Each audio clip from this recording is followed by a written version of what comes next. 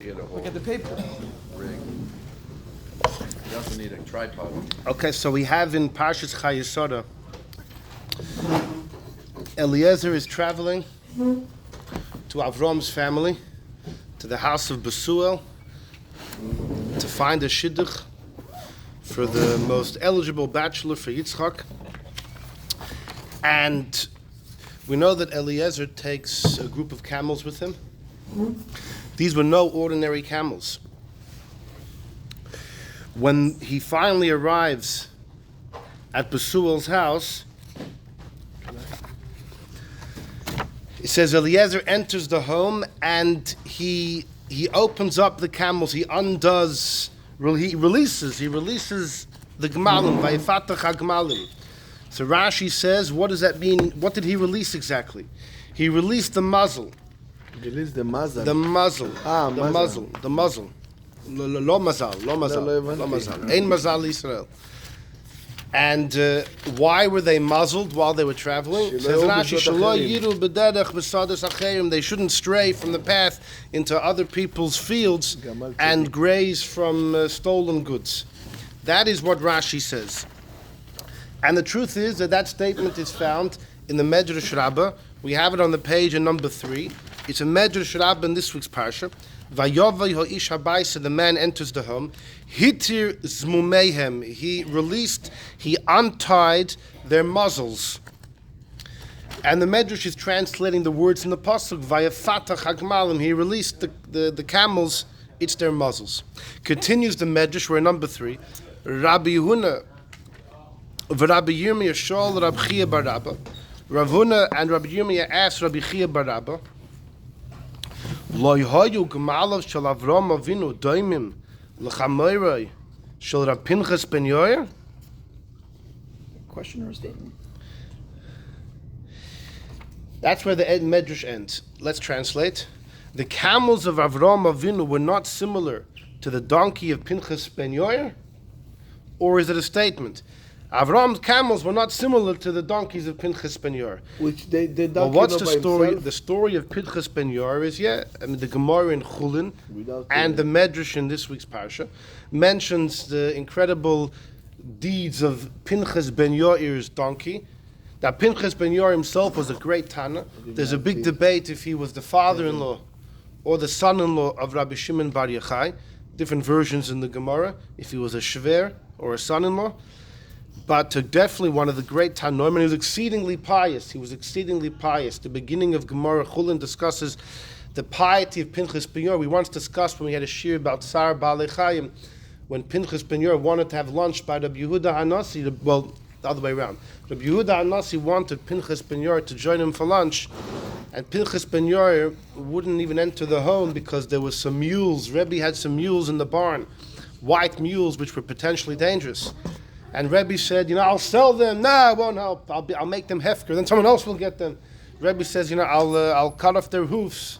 Tsar Baalei Chayim, I'll kill them. Bal Tashchis. And Pinchas ben Yair was exceedingly pious. He wouldn't even eat in the house of Rabbi Yehuda Hanasi. Well, Pinchas ben Yair's donkey was equally as pious, and the Gemara says that it would not eat what? Equally. We're going to see. According to Rabbeinu Tam, the Shmira the Eibusha gives by both is equal.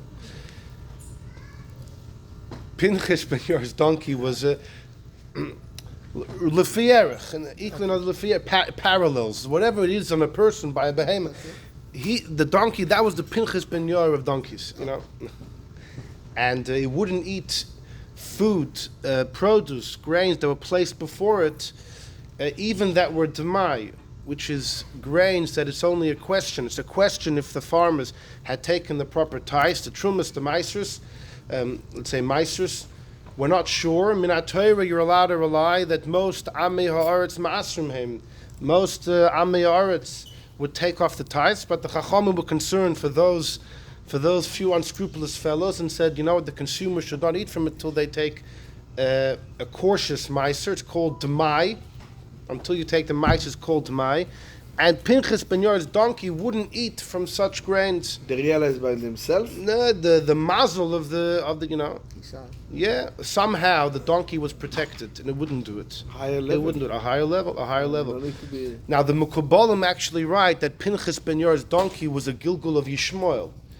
The Ramemi Pano in Gilgul in the Shamas writes that Yishmael's soul was reincarnated in this donkey. This has to do with the shir we had. We discussed how Yishmael was animalistic, and even when he was 13, he was still a child. We brought many proofs. No one liked our proof, but I think the best proof is that in his next lifetime, he was literally an animal. The Ramemi Pano says, yeah, he was Nizgalgul in this donkey of Pinchas ben Yair. Anyhow, so the donkey of Pinchas ben Yair refrained from eating forbidden foods. Why did Avraham's camels have to carry a muzzle? That seems to be the inconsistency the Medrash is pointing out. Wow. How do I compare and contrast the Gemalim of Avraham to the Chamer of Pinchas ben Yair? Is there a difference of a donkey versus a camel? No. You would think it's the master. Pinchas ben Yair is a great man, but Avraham Avinu. So now there's two ways of reading the Medrash. One of them is it's a statement that the fact that Avraham's camels had to be muzzled, which means without the muzzle, they would have partook of stolen goods. That means that his camels were not the same as Pinchas ben Yair's donkeys. That's if you read it as a statement. If you read it as to me as a kasha, that Rabbi Huna and Rabbi Yirmi are asking, I mean, it says Shoal, right? It says Shoal. So the Chor has to be read as a question. Weren't Avram's camels as great as Pinchas ben Yair's donkey? It says the word Shoal, which means it has to be a question. The funny thing is there's no answer. Even though there's a comma at the end of Yair, that's actually the end of the piece. The next thing's a new piece. There's no answer to the question. There's no answer to the question. So what's taka the pshat? Avram's camels had to be muzzled, and Pinchas ben Yair's donkey was self-protected. Self-regulating. And how do you read the Medrash? So here's the thing. The Ramban, in his commentary on Chumash, I didn't manage to get it on the paper. 6? No, that's the Ramban in Chulin. The Ramban on Chumash I don't have on the paper. The Ramban on Chumash, he says that this question is the Medrash dismissing the previous statement. The original statement is Avram's camels were distinguished and they had to be released from their muzzle. Came Rabbi Huna and Rabbi Yirmiyah and they told Rabbi Chia Barabba can't be that. It can't be. Impossible. If Pinchas ben Yair's donkey was righteous enough not to partake of Demai, which is rabbinic, and stolen goods, and Avram's, how much more so? And the Ramban therefore says that the Medrash is retracting. That's why the Medrash stops there. It was a kasha. What's the answer? There is no answer. The Medrash is retracting from the original statement. And therefore the Ramban Taka learns, he argues on Rashi, because Rashi says in this week's parasha, he quotes the first statement to the Medrash, they were muzzled. The Ramban asks on Rashi, what about the end of the Medrash? The Medrash falls off of this explanation. The conclusion of the Medrash is not like that. They didn't have to be muzzled, they would have been protected. Says the Ramban in his commentary on Chumash. So what does Vayafatach mean? What does it mean that the camels had to be released? It means from however they were bound together while they were traveling, from the ropes, from whatever was surrounding them to hold them together as a group of camels, but not that there was something trapping their mouths from stealing. That's the Ramban. Rashi apparently didn't learn the Medrash like that. Rashi felt the Medrash wasn't falling off the original statement.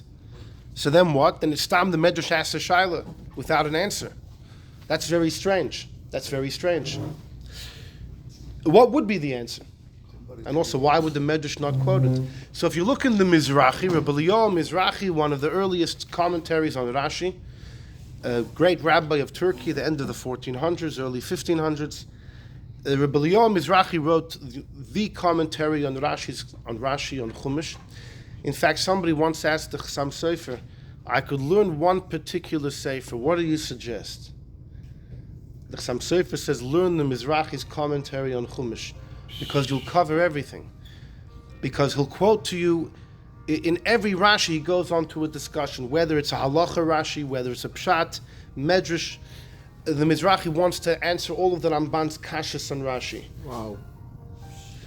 And also all the halacha Rashis. The Mizrahi quotes Gemaras, Rambams. He gets involved in the details of the discussion.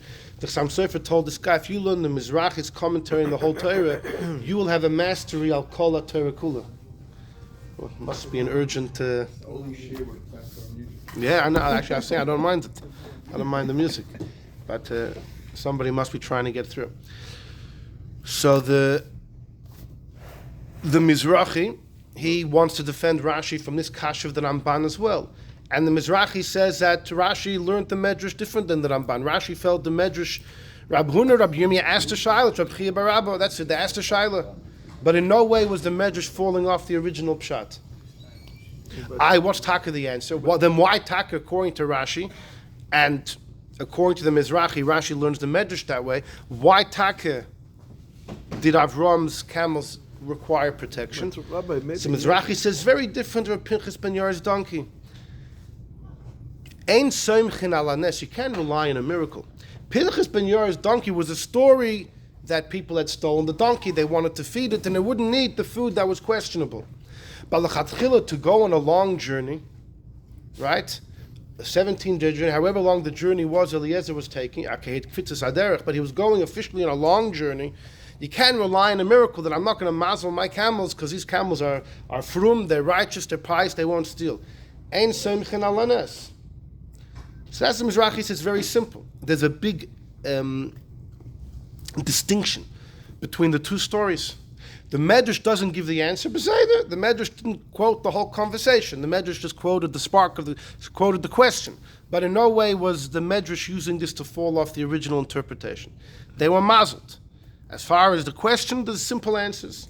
You can't rely on a miracle to, Pinchas ben Yair wasn't relying on a miracle. It was happenstance. It was circumstantial. The animal was stolen. They tried to feed its questionable food to Maya and refrained from eating. Avdavke, he wouldn't have muzzled it himself. Exactly.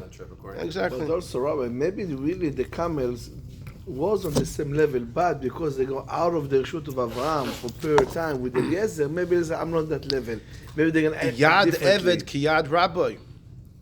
We had a shiur a couple of years ago about how Eliezer was, according to Tosfos and others, Eliezer was actually a shliach to marry Rivka to Yitzchak. When he gave Rivka the jewelry, he was freed. According to some, he was only freed later.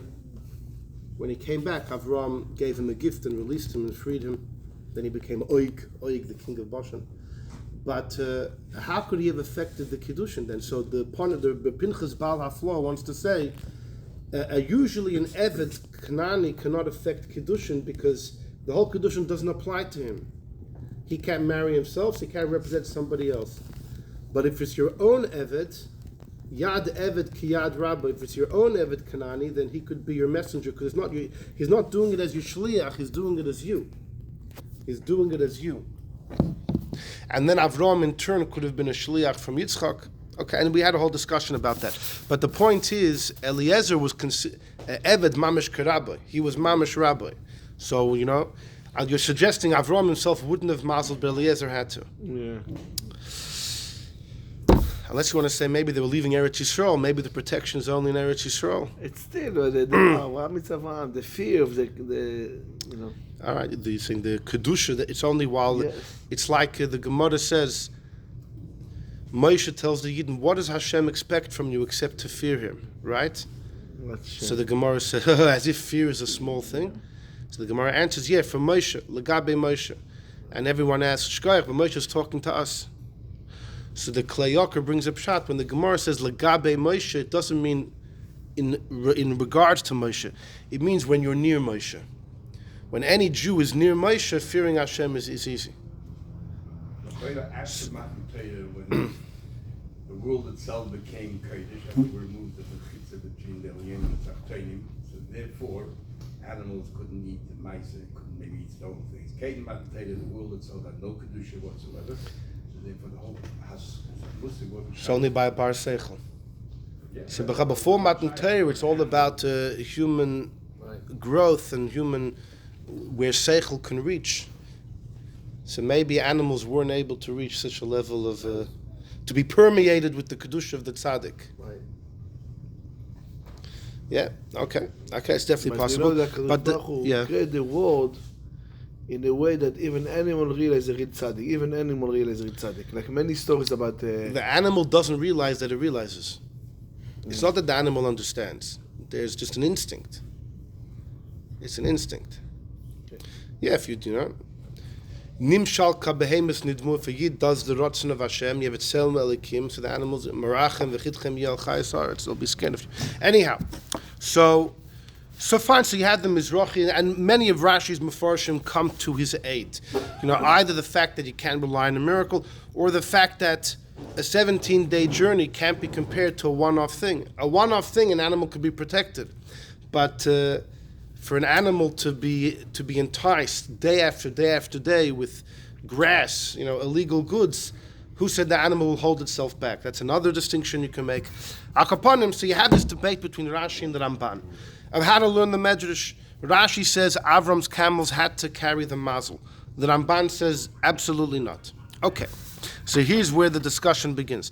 Look at number one. Number one's a Gemara in Gittin. Amar Rabbevo, so Gittin darf sein. La'olam al yatil adam emi yiseda b'sich beisach. A person should never cast unnecessary fear amongst his family members. See. Shahari adam gadol. There was a great man. Hitil emi yiseda b'sich beisach. He cast fear upon his family members. Vichlu davar gadol. Punkt today, my voice is very weak, so I can't. Can't compete. That's right. Usually I would try and drown it out. I would scream and drown it. I can't do that today. Unless it's milsa, if it's chaviv, vichilu davar gadol, and they wanted to feed him something treif. Umenu, who was this? Rabbi Chanina ben Gamliel, and it wasn't his wife or his kids. Rashi says it was the servants in his house. It was time for a meal or something, and he was upset about the shortage of meat, and the servants were so afraid that they were going to serve Eiver min achai. They were going to cut off a leg from an animal. They were afraid of him. So the Gemara says, you see, you got to be calm, patient. You can't cast any excess fear upon your family members. So, fragt the Gemara, Hechilu sakadaitich? They mamash fed him tray for meat. Hashton now behemten shel tzadikim ena kodesh baruch hu maybe takol al yodam. If an animal of a tzaddik, the Eibishter protects them from stumbling. Tzadikim atzmon loy kol shekain, for sure the tzaddik himself. Ella says the Gemara bikshu la'achilo davar gadol. It means they almost did, they desired to, it was about to happen. Ultimately, when it came to the crunch, the Eibishter protected the tzaddik from eating it. Umayni, what was the davar gadol? What was the whopping thing? Eiver min achai, a biblical prohibition. So the Gemara, and when the Gemara says that the Eibishter protects the tzaddik's animal, it refers to the story of Pinchas ben Yair's donkey. So for sure, the tzaddik itself. Comes Tosfos in number 2. This is over there in Gittin too. Hashto behemten shel tzadikim. Amar Rabbeinu Tam, says Rabbeinu Tam. Doloi parich elo gabe midi da'achila. The question you find a number of times in Gemara. There are a number of times throughout Shas where the Gemara quotes that a tzaddik seemed to stumble in a sin, and the Gemara will react with the question, how could the Eibishter have let that happen? He doesn't even allow the animal of a tzaddik to stumble. Says Rabbeinu Tam, you'll always find the question in regards to food. The Genai hu l'tzadik, it's embarrassing for a tzaddik, sha'oichel dvar isu, that eats something which is prohibited. It's specifically food-related issues. It's embarrassing for a tzaddik to eat prohibited food. Rabbi Yaakov Castro, not related to Fidel Castro, but Yaakov Castro was a great Rav in Egypt in the 1500s. And he's famous for his sefer, the Erech Lechem. The Erech Lechem. He's known as the Ma'ari Kash, Rabbi Yaakov Castro. And it's actually interesting. In many of his psakim, he argues on Rabbi Yosef Kaira. And they overlapped. Okay? Yaakov Castro was younger, But he actually writes how he once went to Tzfas and spent the Shabbos by Rabbi Yosef Kara. It seems like he went there to spy a little, to check out his, Rabbi Yosef Kara's halachic practices. But either way, there are many inyonim where Rabbi Yankov Castro disagrees with Rabbi Yosef Kara. And in Mitzrayim, where he was rabbi, they had no problem with it. Not only they had no problem, they always accepted his psakim when he argued on Rabbi Yosef Kaira. It's recorded by his own grandchild. His grandchild says in Mitzrayim, when my Zayd, Rabbi Yankov Castro, was the Rav, they would always accept his psakim against Rabbi Yosef Kaira. And it's interesting because 2 generations later, you have Chizkiah di Silva, the pre-Chodosh, who's living in Eretz Yisrael, and a Sfardish Gadol, and he wrote his Sefer Pre-Chodosh on Shulchan Aruch, where he often argues with Rabbi Yosef Kaira. And when that happened, in Mitzrayim, in Egypt, they had no tolerance. And there was a mass meeting, and they were thinking to put the Pre-Chodosh in Cherem. Who does he think he is to argue with Rabbi Yosef Kaira? The conclusion of the meeting was not to put the Pre-Chodosh in Cherem, but to put his Sefer in Cherem. No one was allowed. You could not get a Pre-Chodosh in Mitzrayim. The chutzpah he has to argue with Rabbi Yosef Kaira. Still today also. What happened was that the Pre-Chodosh, after he died a young man, he was 39, he had a student, Shloima Al-Ghazi, who became the rabbi of Egypt. And all of his psakim were the psakim of his Rebbe, the Pre-Chodosh. So ironically, that big meeting, didn't have much of an effect, because a couple of years later, they were paskening all the Pre-Chodosh psakim. But the shaila is, it's just interesting to note that when the Pre-Chodosh came out against Rabbi Yosef Kaira, from all places, it was Egypt particularly, that they couldn't there was no tolerance. Who does this guy think he is to argue with Rabbi Yosef Kaira? And yet a little before that, when Rabbi Yankov Castro argued with Rabbi Yosef Kaira, not only they were okay with it, they embraced all of his psakim. So you'll say, but Yaakov Castro was the rabbi in Egypt. So if it was your rabbi, okay, but still, altruistically, was Rabbi Yosef Kaira the pillar of psak that is unchallengeable or not? So I guess you have to say the Pre-Chodosh was a young man. He was in his early 30s when he wrote his Sefer. Young man. And he's also 100 years later. So 100 years later, a young guy who they thought he was out of place. Rabbi Yankov Castro was younger than the Beis Yosef, but he was considered a contemporary. He wrote his Sforim when he was older, so it's just interesting to notice these inconsistencies of history. How was the Pre-Chodesh received in Israel? Yeah, you would think there was no cherem against his Sforim. Did they paskin like him in Yerushalayim? Maybe wherever he was. That's Bavadia Yosef's taina. Bavadia Yosef taina is that in Eretz Yisrael the Paisik is Maran Bet Yosef. That's his taina. That's the Vilna Gaon students, when they came to Yerushalayim and they said over here, this is the Vilna Gaon is king. What are you going to say?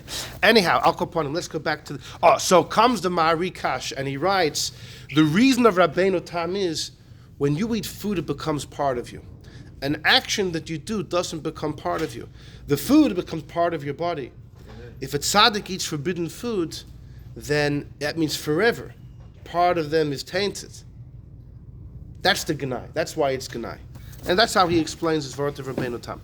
Either way, says Taisus, Ulahachi therefore loy parach gabi Rabbi Yishmael. We don't ask by Rabbi Yishmael. Shekara v'hita b'per kama de Shabbos. There's a story in Masechet Shabbos Daf Yud Beis. The Gemara there says you shouldn't read right next to a candle on Shabbos. You might play with the candle to get better light. Rabbi Yishmael says, I won't forget. He read next to the candle. He tilted it. Chayev for breaking Shabbos, for mavir, for lighting the oil, and the Gemara there doesn't ask why didn't God protect Rabbi Yishmael. You know why? Because it was a forbidden action, not forbidden food. Continues Taisus, Yehuda ben Tabai killed an Eid Zaymim, a well-known story, where if witnesses are found to be Zaymim, that a witness comes and says Reuven broke Shabbos and deserves to be killed. And then it turns out that those witnesses weren't with Reuven on that Shabbos. They weren't in the place where they said they were. So then we give the witnesses what they tried to do to Reuven. But only if both witnesses are found to be Zaymimin. If only one of them is, then the witnesses get thrown out, because once part of it is out, the whole thing's out. But you don't give them this punishment. You don't give them the kasha zomam as they plan to give. But Yehuda ben Tabe was unaware of that din, and he killed an Eid Zayman. And it was against, and after Yehuda ben Tabe, for years, he used to go to the cemetery and beg forgiveness from this guy. Incredible story. How come the Gemara doesn't ask, how did God allow it? You know why? No food. It's taka murder, but it's an action. The protection is only by food, because like the Marikash said, it becomes part of your body. The guy deserved it on some level. Trying to kill another. Well, that there's a Ramban. The Ramban says that number 6, right? And it continues. Ubahi de perek beis de ksuvas. There's a Gemara in ksuvas tehelu eved lekahuna al piv. That if you see an eved Kanani is owned by a kohen, is allowed to eat truma, right? Yeah. When a kohen owns a nefesh, owns the eved is allowed to eat truma. The problem is, people look at the eved, they see him eating truma, they don't know he's an eved, he looks like a regular guy, they think he's a kohen. So the question is, if witnesses say we saw someone eating truma, does that establish them as a kohen? Maybe they were just an eved Kanani of someone eating truma, right? So the Gemara brings those a machlokes, different rabbonim had different opinions in different cities. Rabbi Yossi says that when I was a kid, I saw somebody eating truma, and I testified about it. And in the locale where they considered that good testimony to consider the individual a kohen, they accepted it. The guy was established as a kohen, and really he was actually an eved. And Rabbi Yossi is saying, look, the one thing I testified about, and I blew it. So there's a big machloikus what the correct version of the Gemara is. One version is the Gemara asks, how could God allow that? The Eibishter protects an animal of a tzaddik. Why wouldn't Hashem have protected Rabbi Yossi from such a thing? Another version doesn't have it. Says Rabbeinu Tam, loy garis, so the Taisa says, loy garis le Rabbeinu Tam. Rabbeinu Tam over there does not garis the question, because it was not a food-related prohibition. It could lead to forbidden truma, because if the rabbis will assume that this individual is in fact a kohen, so they'll let him eat truma. Now he's not allowed to eat truma because he's an eved of a kohen. The problem is his wife and kids, right? If this guy gets married, the truth is he's not really married because he's an eved, but we're talking about his whole identity is shrouded in mystery. The tzaddik's not the one eating. No, but Rabbi Yossi would be the one causing for forbidden food. The animal of a tzaddik too. It's not the tzaddik himself, but it's anything food related to the tzaddik. But Rabbeinu Tam says what you say, that this is no longer connected. He says even though down the line there's forbidden food being eaten, Shehein Asurim Betruma, the wife and kids of this Eved would not be allowed, because B'chal she's not really his wife, etc. Mikol Makom Kivan Shachacham Atzmai Ein Nichshel B'Achilas Isser, since the Chacham himself is not stumbling, Ein Svar Lahakshis, it wouldn't make sense to ask. By the animal. But by the animal, it's funny. According to Rabbeinu Tam, both the tzaddik and the animal of the tzaddik are protected from food related. Pinchas ben Yair's donkey wouldn't eat from Tamai. So by the tzaddik and the animal, there's an equal protection from food-related prohibitions. But according to Rabbeinu Tam, says only the tzaddik himself. If his animal God protects, then maybe the tzaddik should be protected from causing any Jew to eat prohibited food. Rabbeinu Tam, for some reason, feels that's not a compelling argument. Others feel it. In fact, Tosfos elsewhere feels it is. Tosfos elsewhere himself says that in the Gemara that we just quoted from Ksuvas, you definitely could be Geiris, you could have the version that the Gemara asks, why didn't God protect Rabbi Yossi? And it is food related because down the line, the tzaddik will be responsible for forbidden food being eaten. So there actually is, within Tosfos itself, you have this different views on that very point. Continues Tosfos, Rabbi Yirmiyah bar Abba the ishtali v'toim koydem Avdallah. Rabbi Yirmiyah bar Abba made a mistake. He ate before Avdallah. Right? So it's midrabanan, you can't eat. Right? Water is a debate, but food, not before Avdallah. Afal gav the Amar Hassam to Misasa ba'askara. The Gemara there says in Psachim that there's a horrible death if someone does that. So why wouldn't the Eibishter protect Rabbi Yirmiyah bar Abba? And Rosh Hashanah, the Gemara in Rosh Hashanah is a very strange story. It was Rabbi Yeshua ben Levi came to Bavel, and for somehow the calendar got mixed up between Eretz Yisrael and Bavel. They kept Yom Kippur the wrong day in Bavel. So they kept Yom Kippur a day early. They thought in Bavel Elul was 29 days. In Eretz Yisrael they'd actually made Elul 30 days. So they kept Yom Kippur in Bavel. The next day they thought was Yud Aleph Tishrei. God's tug, right? They're busy having a big Farbrengen. And Yeshua ben Levi was there. And he's Yom Kippur. And he didn't say it like that. He was poetic. He said, Bosim tavshila de bavloi b'tsoyma rabba de marova. The food in Bavel is so sweet as they fast in the West. But still, it's not problem with the food. Oh, so Rabbeinu Tam says these two stories are different. The food is kosher. Ein davar maguna kol kach. It's not so bad. Achila shel heteira b'shas iser. If it's permitted food at a prohibited time, it's a different story. It's not be'etzem aser. It's only the prohibited time. There's a famous Rabbi Yosef Engel discusses famously that anything which is aser only because of a time period, it means it's not the food itself. Because if the food itself was a problem, then why yesterday was it okay and tomorrow is it okay? If it's only aser in a certain time, it means the prohibition is on the gavra, on the person. Hashem says, you shall not partake. The food itself's okay. Proof is, it was okay, it will be okay again. So that leads us to an interesting question, that when it comes to rabbinic prohibitions, the Nesivos HaMishpat has a famous opinion that all rabbinic prohibitions is only on the person, not on the food item itself. He brings a proof, if Reuven sells Shimon food which was treif, and Shimon eats it, so if it was biblically prohibited, Shimon can get his money back. If it was only rabbinically prohibited to eat, and Shimon ate it thinking it was fine, he finds out later, he can't get his money back. It's halach and Shulchan Aruch. The Nesivos HaMishpat explains why is that? Because all rabbinic prohibitions, it doesn't affect the food itself. It's only the person.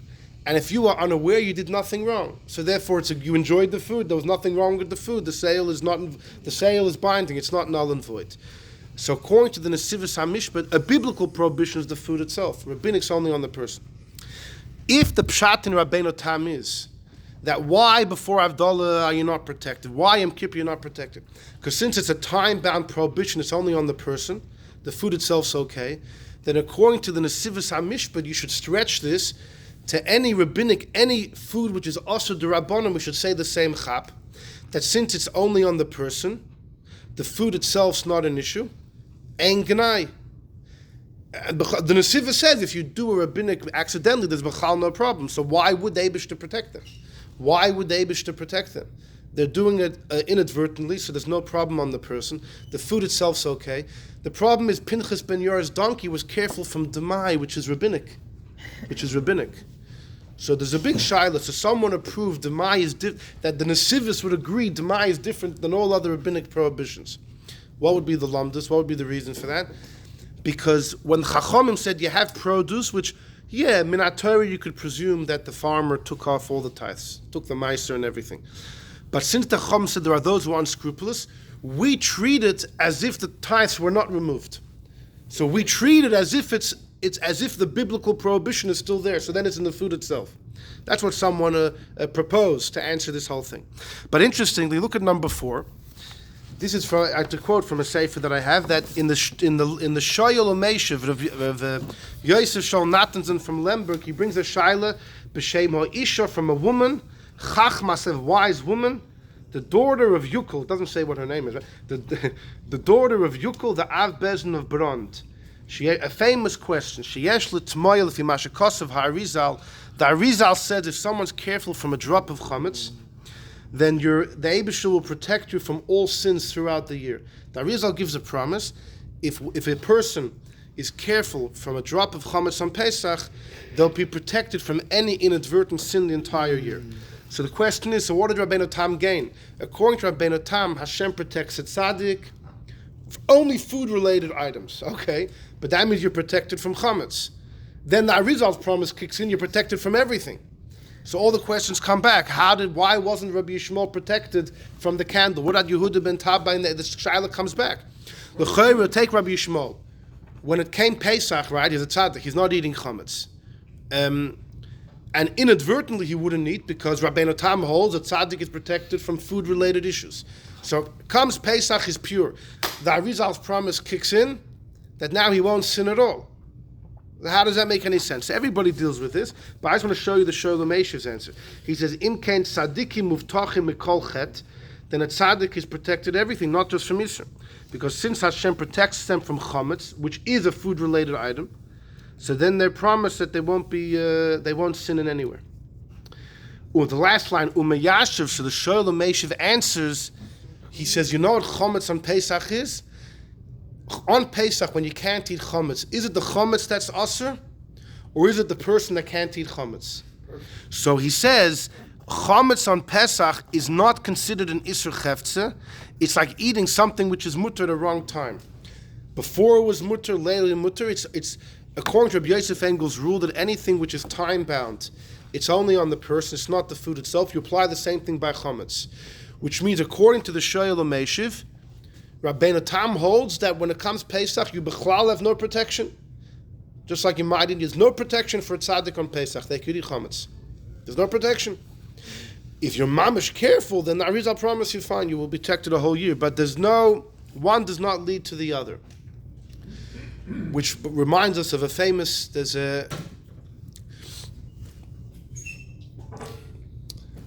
one of the famous questions on the Rambam in Hilchas Chometz U'Matzah. The Rambam says you can't have a drop of Chometz on Pesach, and he learns out from a pasuk, Lo yeyachal Chometz. Chometz shouldn't be eaten.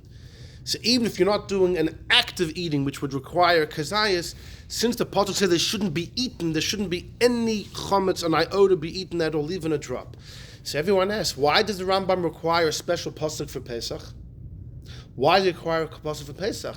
We have a general rule, we paskin like Rabbi Yochanan. To get malchus for eating chazer, you have to have a kazayas. That's to get whipped, but the prohibition is even a drop. It applies, and the Rambam holds it everywhere. So the Ralbach, this big smicha guy, against the smicha, the guy against the smicha, we had a whole share about that. The Ralbach tainas that the source of a drop of prohibited food being prohibited is learned from chaylev, kol chaylev, the forbidden fats of an animal. That is the source of the problem. The Torah says kol chaylev, any of the chaylev. So says the Ralbach, then that can only apply to similar such foods which are in essence asur. Chaylev was always asur, it always will be asur. So when something is asur in essence, so we apply the logic, even a drop. But chametz on Pesach, chametz was mutter before. It's mutter later. It happens to be asur now. It's not asur in essence. It's almost like only asur on the person. The food itself's kind of okay. So then maybe the Eibush only prohibited you to do the action of eating, which is a kazayas. You wouldn't be able to extrapolate and know offhand that even a drop would be prohibited, because it's not the food itself which is asur. And also chametz, a little bit prohibited if it's cooked inside the if you cook it before. I say a mashu on Pesach. Yeah, mashu in okay, Pesach. The shayla is if that's biblical or rabbinic. Like you say, you cooked it before. It's Yeah. No, if they cook it before, sure, like everything, but so it's not that. Wasn't also yet. So it's not that bad. If they cook the food before in Pesach, yeah, sure. and then Pesach, it's not that bad. If the It's already chametz, good. Yeah. If the chametz falls on it Pesach, has a big asur problem. b'mashu. The shayla is why? Is it because it's a whatever? Okay, fine. So according to Ralbach, he said the same thing. By chametz on Pesach, it's not really the chametz that's the issue. Because if it was an issue, why were you allowed to eat it before and you can eat it next week? It's the day which is the problem. It's like it's the person. You should not partake. Yeah. So then, maybe it's only a kazayis. How do you know that every morsel, every iota? For that, the Rambam needs a special pasuk. Now everybody asks, but the Gemara in Yuma says Rabbi Yochanan and Reish Lakish, their original debate was on Yom Kippur. Rabbi Yochanan says you can't have a morsel of food on Yom Kippur. Why would there be a difference between Yom Kippur and Pesach? That the Rambam would eat an extra pasuk for Pesach. According to the Sholem Eishev, with the Tosfos we saw, Yom Kippur and Pesach are equal. If Rabbi Yochanan holds in the Gemara that Rabbi Yochanan does extrapolate from kol chaylev to apply even anything on Yom Kippur, even though it's only the person. So why would the Rambam need a special pasuk for Pesach? So I once heard from my father Pshat, there's a big difference between Yom Kippur and Pesach. On Yom Kippur, it's not the food that's the problem. It's the day that's the problem. Because any food can't be eaten. It's the day itself doesn't allow food. That day, year after year after year after year, does not tolerate food. That day never. So the day itself is usher. The time itself is prohibited. Whereas on Pesach, the day itself doesn't prohibit you allowed to eat, right? So it's how would you say it? It's like the chametz on Pesach. But that very chametz is okay the day before. That very chametz is okay a day later. So whatever is asur on Pesach was mutter, will be mutter. And yeah, either way, it's an interesting thing how to answer that question. But Akoponim, the Shoyal Meishuv says we apply Tosfos' logic from Yom Kippur. We can extrapolate and apply it to Pesach. So how does that have to do with this week's parsha? Because look at number 5. Number 5 is a Chassam Sofer in Masechta Chulin. Afilu behemtem shel tzadikim. Says the Chassam Sofer like this: Das Tosfos holds, as is well known, Dafka b'achilas iser. The protection only applies by food prohibitions. Avol shar isurim, other prohibitions, even achila b'shar, so even if it's food at the wrong time, but the food itself's okay. For example, Yom Kippur, there's no protection. Then he says in the Ran, he answers something else, doesn't give that that difference. And then he says, V'chein mashma b'medrash rabbah, Parshas Chayei Sarah, the parach al gemalim shel Avraham Avinu. Avraham Avinu's camels, sheyotzu zmumim, they went mazeled, and said the Chassam Sofer, the Medrash says, weren't they like Pinchas ben Yair's donkey? Pirish, what's the Medrash saying? That they didn't have to be mazeled. Like the Ramban, and he says, but what do you mean they didn't have to be mazeled?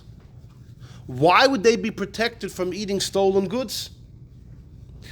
Is stolen goods like eating food? It's not a problem in the food. It's a problem in the circumstance. You don't happen to own it. You don't happen to own it. He says, why you can that sheyiru b'sadis from gezel? The Medrash is saying they didn't have to be mazeled. There's no concern they'll steal. And then he says, well, Pashut, it's obvious. Ein achilas gezel garuam achilas heser b'shas iser. Stolen food is worse than eating on Yom Kippur. It's the same idea. The food itself is okay. It's just the circumstance that's a problem. And yet the Medrash, it seems like he's learning the Medrash like the Ramban, that the Medrash comes to the conclusion that the camels didn't have to be mazeled, which means they would have been protected from eating the stolen goods. According to Rabbeinu Tam, there's no such protection. Because stolen goods is like food on Yom Kippur. It's not asur in essence. So what's the Chassam Sofer saying? If you learn this Medrash like the Ramban, then Rabbeinu Tam falls out the window. If you learn the Medrash like the Ramban, that the conclusion is Avraham's animals didn't have to be mazeled because they would have been protected, but this is food which is really okay, it's just circumstantially prohibited, and they're still protected. That means Rabbeinu Tam's whole vart falls off. Which means if you go like the Ramban in Chumash, Rabbeinu Tam's vart falls off. Taka, the Ramban in Chulin in number 6, I won't go through the whole thing. The Ramban Taka disagrees with Rabbeinu Tam. The Ramban Taka says he doesn't buy Rabbeinu Tam's vart. In fact, a couple lines in, he says his issue is from the story of Rabbi Yossi who gave testimony on the Eved that he saw eating Truma, and that was taken to be understood that Eved was a Kohen, and the Ramban says, the Ramban has the version that the Gemara asks, why didn't God protect Rabbi Yossi? And the Ramban holds it's not considered prohibited food because the Eved himself, it was just his wife. It wasn't Rabbi Yossi himself. It was just down the line that the Eved's wife and kids. So Ramban says, I do have the version that we say, how could God not protect Rabbi Yossi? And he does not consider that a food-related prohibition. That disproves Rabbeinu Tam. It means God protects even if it's not food-related. And the Ramban's conclusion is, Taka, Hashem's protection is everywhere. Tosfos proves how Yehuda ben Tabai killed the Eizer, Rabbi Yishmael. So the Ramban says, the protection is only b'shoigig, not if there's any negligence. Rabbi Yishmael is considered negligence, says the Ramban, When he said that, my friend, everyone else says don't read next to a candle, but I'll be on top of my game. There was a reason why the rabbis prohibited. You may forget. And he put himself into a test, and unfortunately he moved it. Says the Ramban there's no protection. If you're negligent, That's the pshat of the Yehuda ben Tabai. He says Yehuda ben Tabai was no. Yehuda ben Tabai innocently thought the halacha is that even one ate zayman you killed. He didn't know the halacha. You need the whole set to become zayman. So the Ramban says the guy Taka deserved to die. He quotes a story how Rabbi Shimon Bar Yochai's son was involved in the death of a person, and then he felt horrible. And he davened by the guy's caver, and then Rabbi Elazar, Rabbi Shimon heard that, don't worry, this guy was up to no good. On Yom Kippur, he was living with a married woman. You did good. Says the Ramban, so fakert, if a tzaddik is involved in someone's death, and the tzaddik, and later on the tzaddik looks back, is like, the reason that I thought actually didn't apply, so how could God let this happen? Don't worry. The Eibishter was very particular. Exactly. This person deserved it, and fakert, the tzaddik was God's tool to get rid of this guy that was chayiv misa.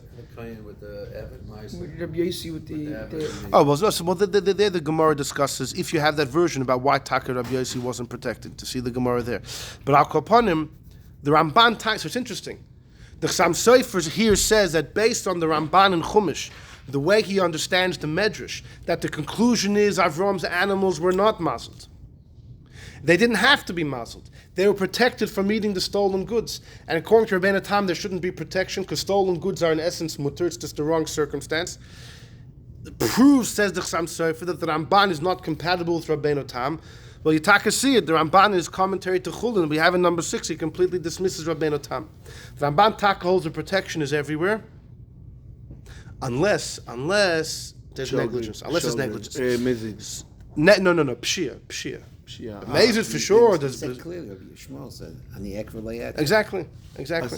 By him, telling the teacher when he moved, it's called Pshia because who kvar yada shachachom masru et zeh.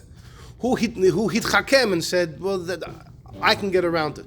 It's like the Gemara says in Sanhedrin about Shlomo HaMelech, right? Exactly. And then what happened? His wife hit to Eslavav. Anyhow, so comes Rabbi Chanan Wasserman, number 7. Rabbi Chanan Wasserman, the great Rosh Yeshiva, was killed, unfortunately, murdered by the Nazis in the Holocaust.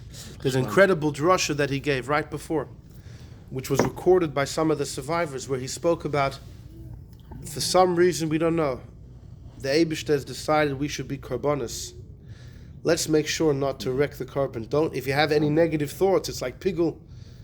Don't have any questions. And he come back. He wasn't away. He was in America. And he come back to He was in Manhattan. He was in America. And he went back when the war began. They said, why are you going back? He said, my Talmidim are there. Exactly. We had a whole shir once about, are you allowed to run away? The Ri holds, not that if your whole city is getting killed al Kiddush Hashem and you're able to escape, there's an Indian, maybe you shouldn't escape. The whole Chananya Mishal Vazar, you're learning from the frogs. That they were able to escape. The Ri holds they were able and they didn't escape. They learned from the frogs that we're not escaping. We're gonna go. And we discussed in a whole tshuva, the Shavus Yankiv, about the could be there's an Indian not to escape. If your whole crowd is getting killed al Kiddush Hashem. Right. What? Yeah. Going back is right. So going back, it was his Talmidim. What was his Talmidim? It's Elchanan Wasserman. He didn't get the part about mitzvah. They shouldn't even follow the carbon. Oh, right. That when you shecht a carbon, you can't have any improper thoughts. For example, if you shecht it for the wrong reasons, you shecht it having in mind you're going to eat the meat at the wrong time or the wrong place.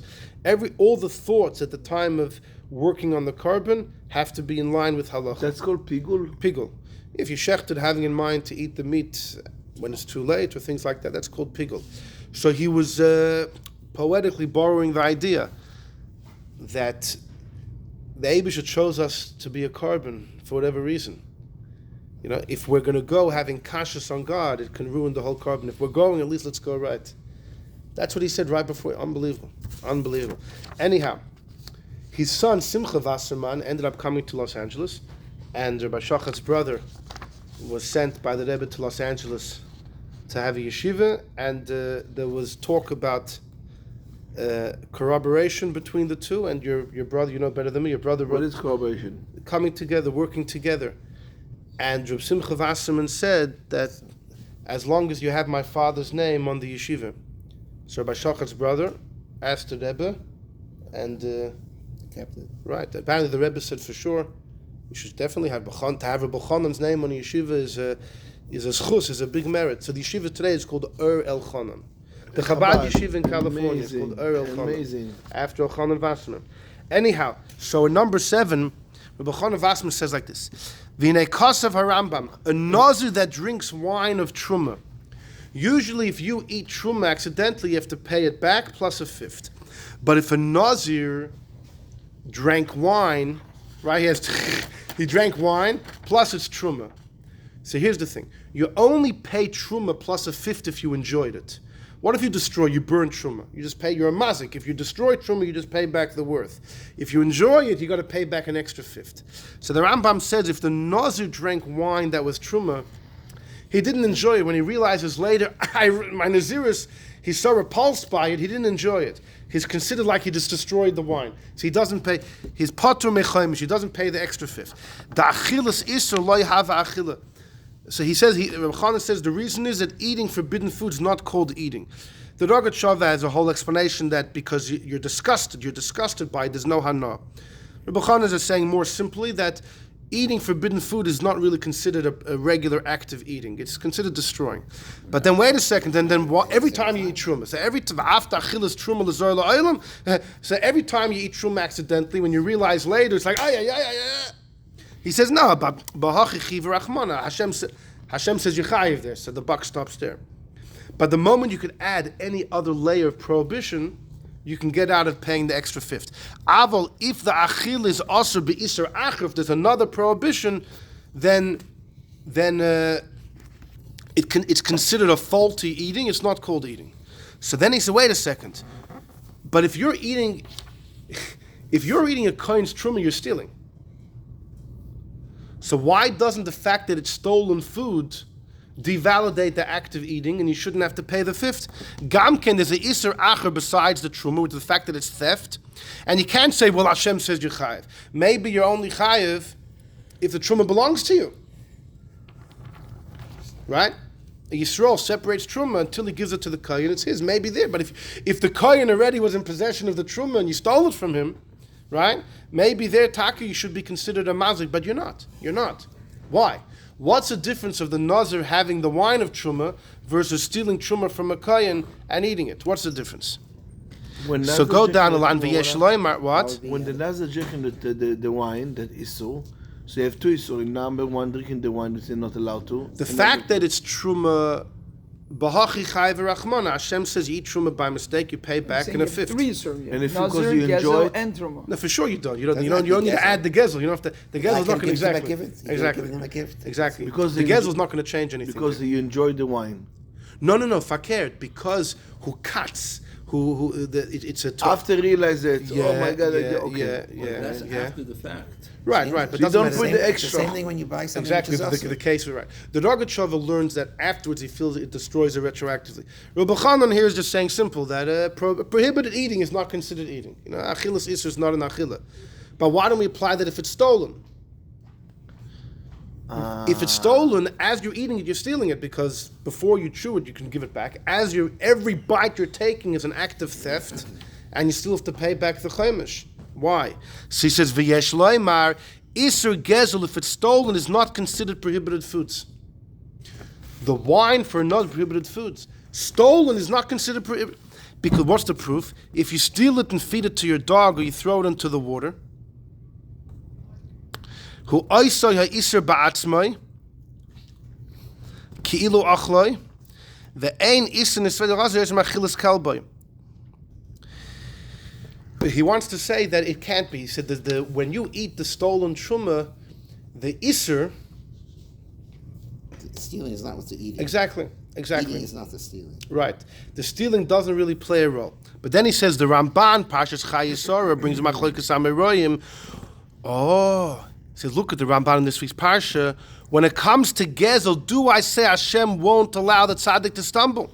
He says, Tosfos asked Rabbi Shmuel, read by the candle, Yehuda ben Tabe kills the Eid Zayimim, and Tosfos answered it's only by food. And then they ask, what about Rab Zera, who ate before Havdalah? What about the story in Rosh Hashanah when they accidentally ate on Yom Kippur? And Tosfos says, Yom Kippur and Havdalah, the food's mutter, it's just a day is asur. So he says,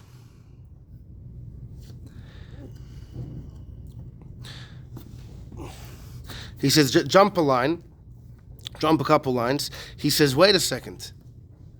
The Ramban learns that according to the Medrash, Avraham's animals were mamish protected. They didn't need the muzzles, they were protected.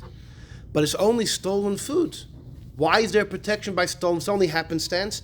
Says Rabbi Chanan Wasserman, maybe the pshat is stolen food is actually osir in essence. Maybe stolen food is different than food on Yom Kippur. Yom Kippur is taka, the food's mamish fine. Who said stolen food, the food's okay, it's only the circumstance that prohibits it? Maybe because it's stolen, the very food itself becomes an abomination. Well, where do you get that from?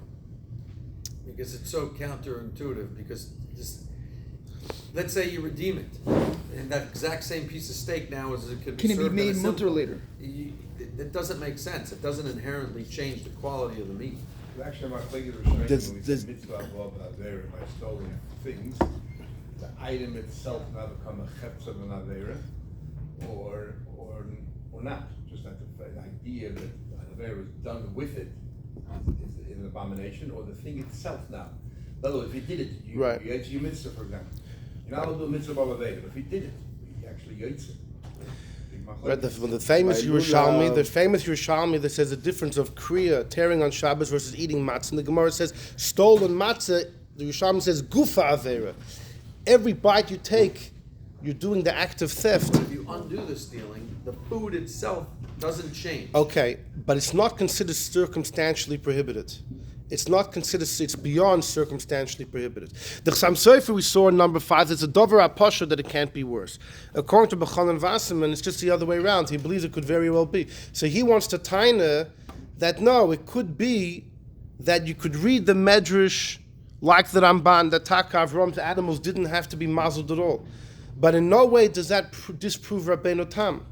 Rabbeinu Tam says you're only protected from prohibited foods, not a case of Yom Kippur, but Rabbi Chanan says that it could very well be that stolen food, Rabbeinu Tam would agree there is protection, because it's considered that the food itself is osir. Stolen goods are prohibited goods. It doesn't bring a bracha to a person. My mission talks about you eat a matzik zula, and maybe you only eat it after you chew it, because when you chewed it you made a shinui, but the matzah itself could be not gate to the mitzvah because it's stolen matzah. The problem with the matzah. So it became like. But then if you made the shinui and you changed it, then you don't. Then inherently it doesn't. It becomes okay. That piece of food, you just have to pay back with the same item that you stole. Yeah.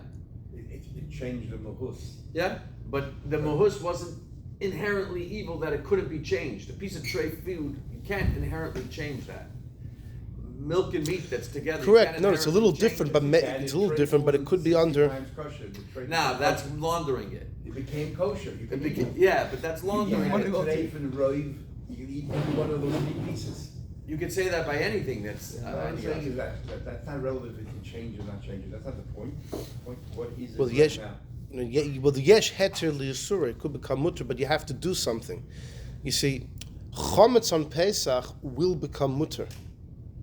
Biblically, chometz after Pesach become okay. Where machmir was owned by a yid, so midrabanan min Torah, though this chometz is going to become mutter in a couple days. You can say the same thing. But still, no, right? If you pay it back, it will become. You have to do an action. It's not going to happen on its own. You're saying there's by chometz, it itself is going to become mutter. So there's almost like no isser in the essence. And that's why the Rambam needed a special pasuk to forbid even a drop. But stolen goods, until you do something, until something happens that it breaks free from its current owner, it will always be prohibited. So maybe that's enough to categorize it as to be essentially prohibited. The owner dies, he has no heirs. That's a freak accident, you know. It's freak accident. It's part of the natural world. No, it happens. no. What do you mean? Torah, Die. that's not the assumption. Torah always follows the majority. Chazaka's assumptions. The status, the basic status is, it's always off limits until something happens. Chometz on Pesach will become mutter. Even according to Rabbeinu Tam, food on Yom Kippur, it will become mutter. Tomorrow will become mutter.